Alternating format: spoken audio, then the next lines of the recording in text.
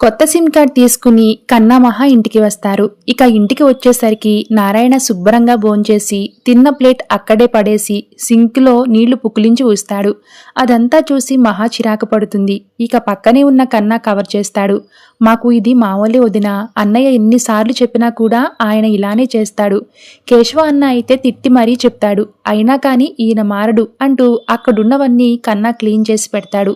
మహా కూడా మిగిలినవి క్లీన్ చేసి సరే నేనొక ఫోన్ చేసుకుని వస్తానని చెప్పి వెళ్తుంది. తన తండ్రి ప్రతాప్కి ఫోన్ చేస్తుంది మహా. అన్నోన్ నెంబర్ కావడంతో ప్రతాప్ ఫోన్ లిఫ్ట్ చేస్తాడు.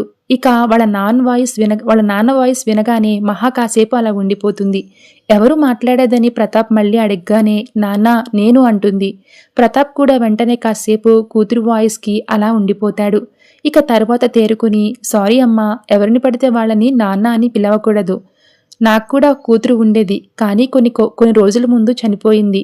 ఇలా నన్ను నాన్న అని పిలిచి ఇబ్బంది పెట్టకు అని ఫోన్ కట్ చేసేస్తాడు ప్రతాప్.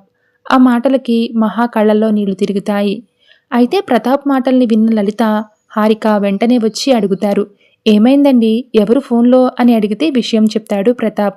దాంతో అయ్యో, అసలు దానికి అక్కడ ఏదైనా కష్టం వచ్చిందో ఏంటో.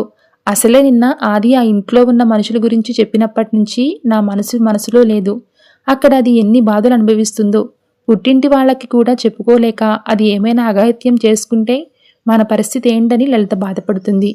మీరు ఒకసారి ఫోన్ చేసి దాన్ని పిలవండి, రెక్కలు కట్టుకుని వచ్చేస్తుందని లలిత అంటుంది. ఆ మాటకి ప్రతాప్ ఫైర్ అవుతాడు. ఇలా జరుగుతుందని తెలిసే పోలీస్ స్టేషన్లో పెళ్లి ఆపడానికి కాళ్ళు పట్టుకున్నంత పని చేశాను, కానీ వినలేదు కదా. అనుభవించని ప్రతాప్ వెళ్ళిపోతాడు.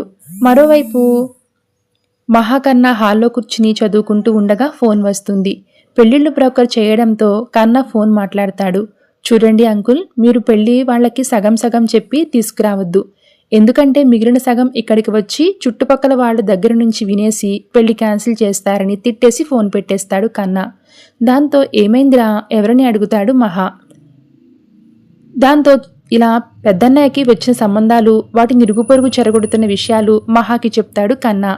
అలానే ఒక సంబంధం సెట్ అయిందని, కానీ అది చివరి నిమిషంలో పోయిందంటూ చెప్తాడు.